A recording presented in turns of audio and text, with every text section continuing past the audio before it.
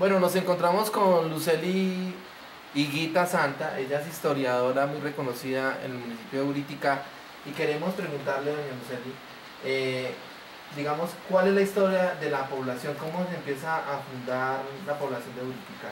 ¿En qué época? La población de Buriticá tiene una historia muy antigua.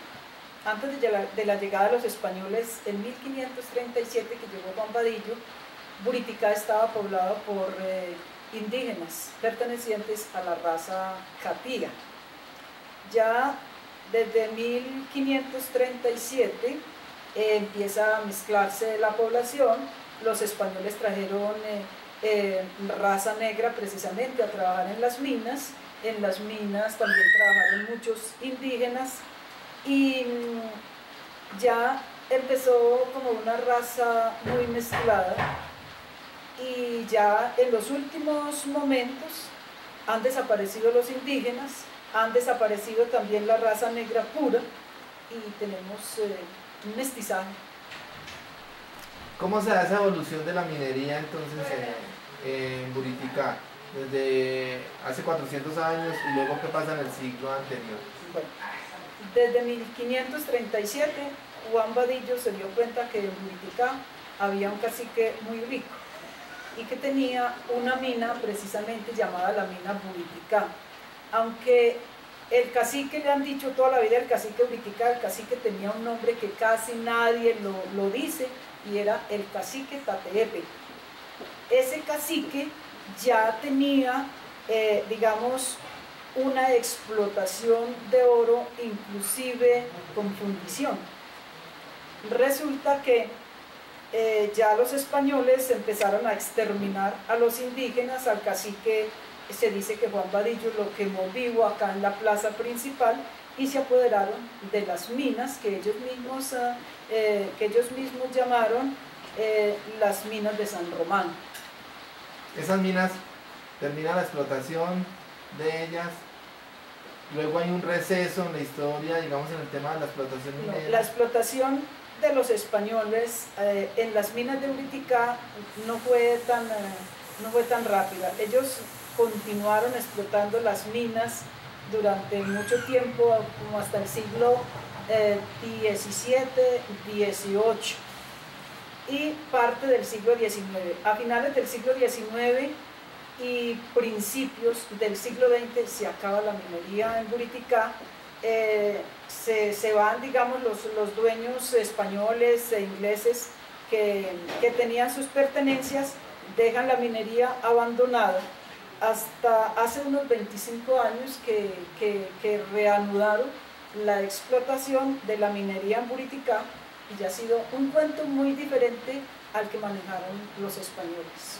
Luego, ¿cómo se da, o cómo, digamos, se encuentra el tema del conflicto bipartidista en los años 50 a los años 70, 80 aquí en Buriticá? Bueno, por allá en los años 50, en Buriticá ya existían los partidos tradicionales, liberal y conservador.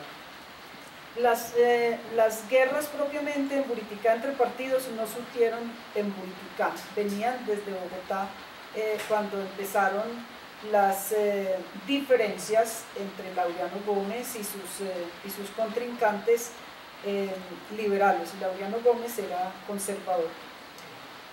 Esto se fue dando y se fue extendiendo en muchos poblados de Colombia hasta llegar a nuestro pueblo. Aquí no era tanta la población que disgustaba o peleaba por política, sino, digamos, las huestes que llegaban a insinuarle a nuestros campesinos y a nuestra propia gente de Buriticá la pelea entre liberales y conservadores. Fue terrible. Se mataban unos a otros solamente por ser de este partido o de aquel partido, no porque se ofendían, no porque se decían nada, sino porque venimos a matar liberales o venimos a matar conservadores. Y se quemaban las casas, se acababan con las veredas, se dio una violencia imperdonable, el desastre fue terrible, abandonaron las parcelas, la gente tuvo que salir. En ese tiempo no se hablaba de desplazamiento, pero ese fue un desplazamiento. Y antes de que comenzara ese auge otra vez minero hace 25 años, ¿cuál era la economía que había aquí en Buriticá? La economía de Buriticá ha tenido diferentes etapas. Tuvimos la economía minera. Después de la economía minera, cuando ya por allá a principios del siglo XX se fue quedando, entonces la mayoría de la gente vivía de tejer el sombrero, y lo hacían más que todo las mujeres, y fue una industria manufacturera en Buriticá, reconocida por muchos otros municipios, reconocida desde Medellín. Aquí venían compradores de sombreros desde Santander, Antioquia, desde Medellín, desde Caldas, y ese sombrero nos dice la historia que lo exportaban hacia Panamá. Luego vino aquí un sacerdote que se llamó el Padre Gil y inculcó sembrar café. Fueron abandonando el sombrero y el sombrero se acabó. Aquí ya nadie teje sombrero. La gente, los agricultores, se dedicaron a cultivar el café y fue un renglón económico muy importante para Buriticá.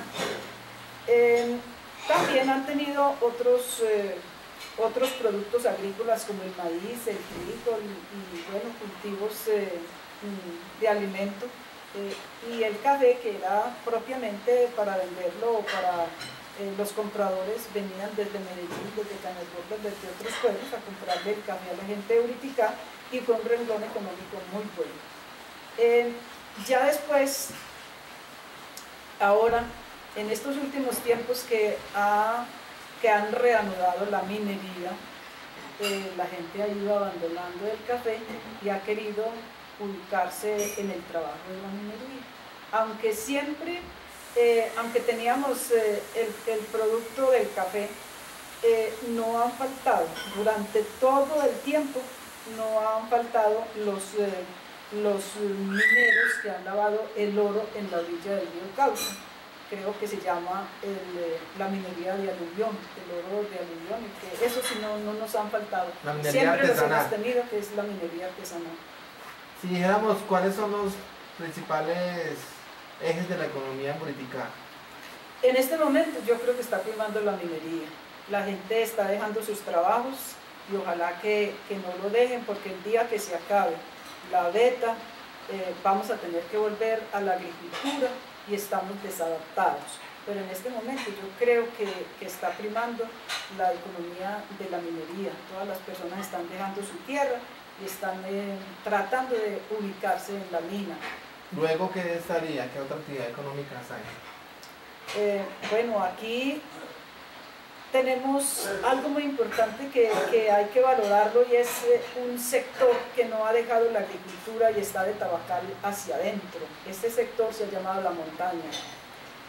Por estos sectores se cultiva mucho el frijol en gran cantidad, el maíz en gran cantidad. Ellos tienen sus parcelas, inclusive cultivan sus mismas hortalizas.